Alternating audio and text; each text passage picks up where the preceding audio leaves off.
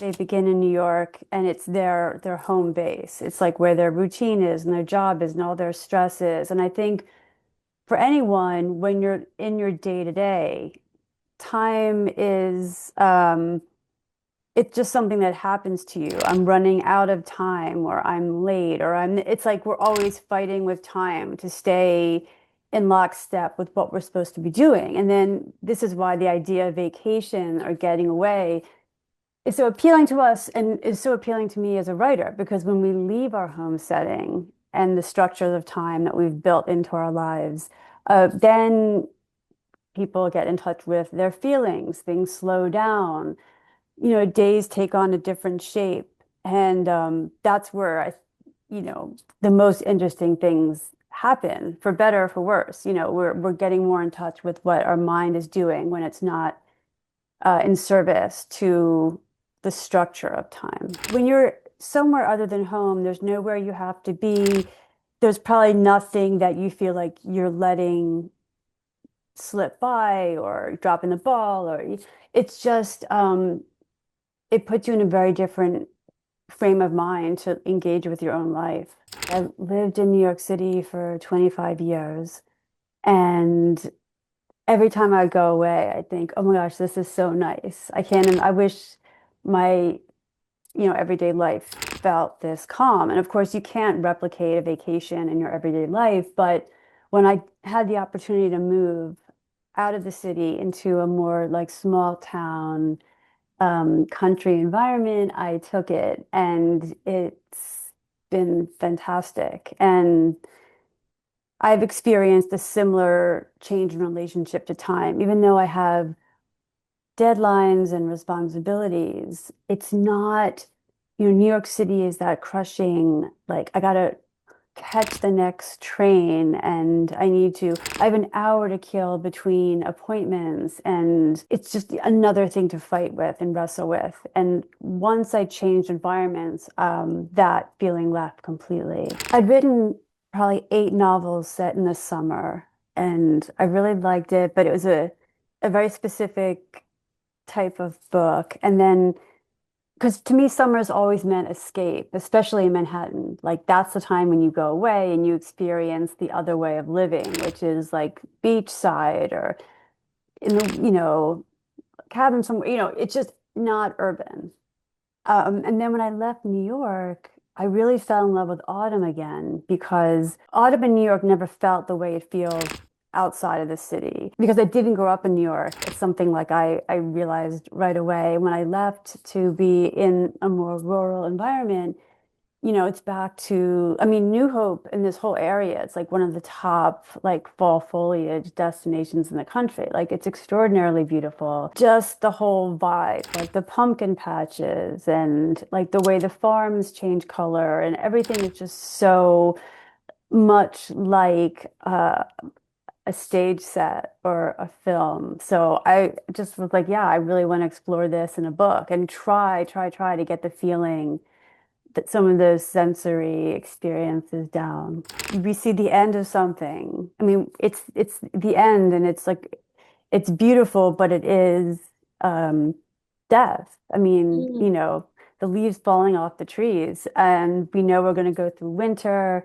So it's like this last moment of like real beauty before we have to hunker down and like not suffer, but you know, endure. It's wistful. It's poignant. And I think it's such a strange way to experience beauty and joy, knowing that it's like super fleeting, which is obviously a metaphor for life, which can be why it makes us super nostalgic. I've been thinking so much about the effect of phones on just our tableau as writers because I keep finding myself wanting to set stories in like the 2010s. It takes away so much of our opportunity for misunderstandings or drama, surprises, like all that good stuff is taken Mhm. out of our writer toolbox because all someone needs is their phone. So, yeah, the idea of bushcraft, of just like, okay, we're going to have to figure out how to get here from an actual physical compass, not an app, or we don't have the answers for how to make this. We're going to figure it out. I feel like I want to get back to that in terms of the way I can tell a story. Like if you watch old TV dramas or soap operas from the 80s and 90s, it's so fun because there's just so many chance encounters or near misses as a writer or any person who's doing something that requires great concentration.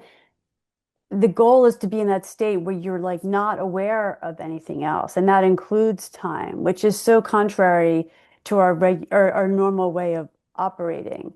But to me, it's like that's the ultimate state to exist in. I mean, that's what Buddhism is all about, right? Be in the moment. But we're almost never in the moment. I mean, we're always thinking about what we just did, what we should be doing, what we have to do next. Like, think about how many times during the day are you not aware of time. And it's shockingly small. That's why, yeah, things like reading, knitting, or sometimes when you're writing, you can get into that state, which is almost like a meditative removal of yourself. If you ever have like something you're trying to figure out and then you go to sleep and you wake up in the morning and it's like so obvious to you, it's like sometimes just the not thinking is the most important part. I didn't start knitting until late. And I mean, I was in my mid 40s, I'd say, when I started knitting because I was just losing it. Like, speaking of, responsibilities and deadlines and this and that. And my husband said to me, if you don't find a hobby, like, I'm worried about you. And I tried it and I couldn't believe the difference.